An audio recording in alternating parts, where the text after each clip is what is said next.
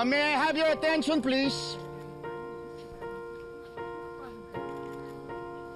Una-una, maraming salamat sa inyo sa pagpunta nyo sa araw na to.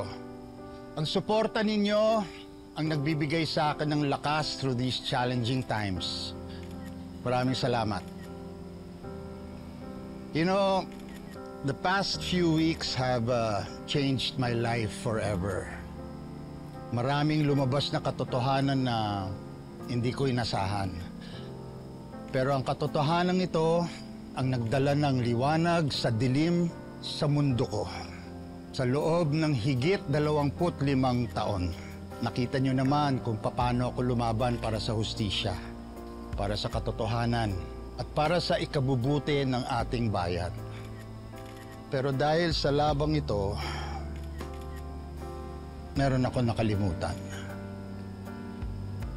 Ang laban para sa sarili ko at para sa aking pamilya. That's why I had to make a very difficult decision. I am withdrawing my candidacy. Hindi na po ako tatakbo bilang mayor ng Corazon. But that doesn't mean na this is the end. I promise you, hindi ko kayo iiwan. I'm just entrusting you to someone who I believe can lead you, someone who has the courage, integrity, and a fresh perspective. Kaya simula sa araw na to, I am supporting Captain Rambo sa pagtakbo bilang mayor ng Corazon. Huwag sanang mawala ang ganda ng puso sa hirap ng mundo, kay daling sumuko. Hayaan mo sila, ika'y kakaiba. May puwang na nakalaan sa'yo.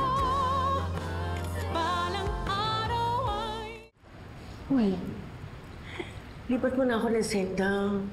Kasi pa ako anong gawin sa akin ng mga tubito eh. Uy, naririnig mo ba ako? Ha? Ilabas mo na ako dito. Uy, naririnig mo ba ako? Ilabas mo na ako dito. Huwag ka nga maingay. Hindi ka na makakalabas. Kailangan kong harapin si Eduardo. Hindi sila pwede manalo.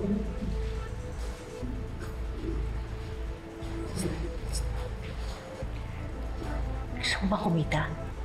Ha? Tulungan mo ako makalabas dito. Ako bahala sa'yo.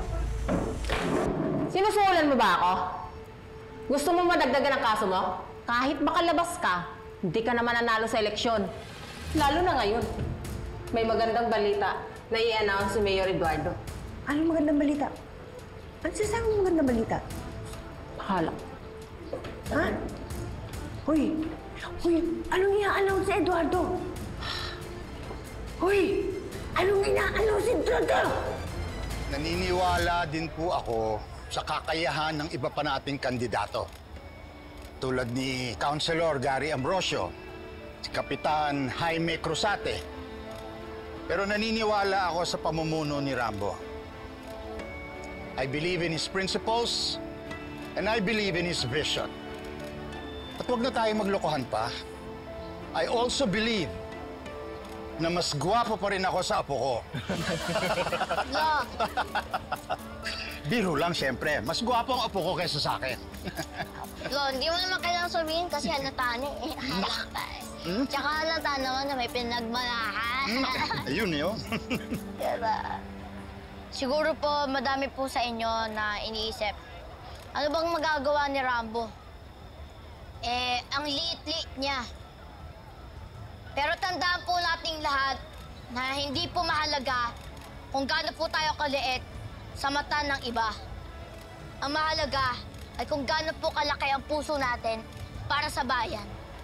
Dahil sa huli, hindi naman po ang laki natin o tangkad ang susukat sa ating tagumpay, kundi ang tibay ng paninindigan natin. Mabuhay si Rambo Agapito! Mabuhay si Rambo Agapito! Mabuhay!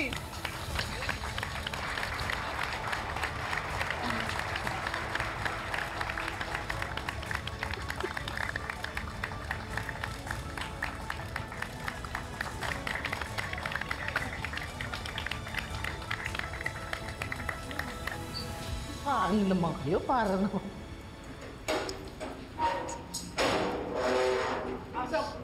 Uy! Alam nyo, sabi ng dalaw ko, naku, ang lakas daw nitong si Kap Rambo sa puso ng mga tao! Bakit? Anong ginawa ni Rambo? Ito yung mas maano, kasi wala pang ginagawa. Abay, lakas na nangatak sa mga tao, lalo na nagsaling puwersa sila ni Mayor. Hindi totoo yan! Anong hindi totoo? In-announce na nga eh. Ha? Ano? Ano in-announce? Ha? Palabasin mo ako dito. Palabasin mo ako dito. Kailangan harapin ko sila. Ilabas mo ako dito. Tanggapin mo na kasi na hanggang dyan ka na lang. Hindi! Hindi ako susuko! Palabasin mo ako dito! Palabasin mo ako dito! Harapin ko sila! Hindi ako pwede matalo ng ganito! Palabasin mo ako! Palabasin mo ako dito! Hoy! Alam mo, Rambo, ang ganda na itong naisip mo, no? Mga recyclable materials ang gagamitin para sa kampanya mo. Siyempre, maganda talaga to, Aling Tani. Eco-friendly na. Tipid pa sa pera. Diba? Thank you, Aling Guada. Nakakapaglinis pa tayo ng paligid. At di lang yun. Malilinis din natin ang konsensya natin, di ba? Sabi mo nga pala, yan ang pagtutuunan mo ng pansin pag nanalo ka. Yung lilinisin yung kapaligiran natin para sa susunod na henerasyon at saka para sa magiging pamilya mo. Uy! Oh. Tenny, para daw sa magiging pamilya ni Rambo, handa ka na ba na maging first lady ng Corazon? Oh! Diba? Uy, tigilan mo nga si Jenny. Di pa nga ako nananalo sa eleksyon eh. Tsaka, hindi pa naman ako nililigawan ni Rambo eh. Hindi niya pa rin ako tinatanong. Paano magiging first lady? Uy! Yun naman pala, boy. Naghihintay lang naman pala tong si Jenny sa tanong mo. Ang bagal mo. Oo, nakakayos dito ah. Jenny, kung tatanggapin mo,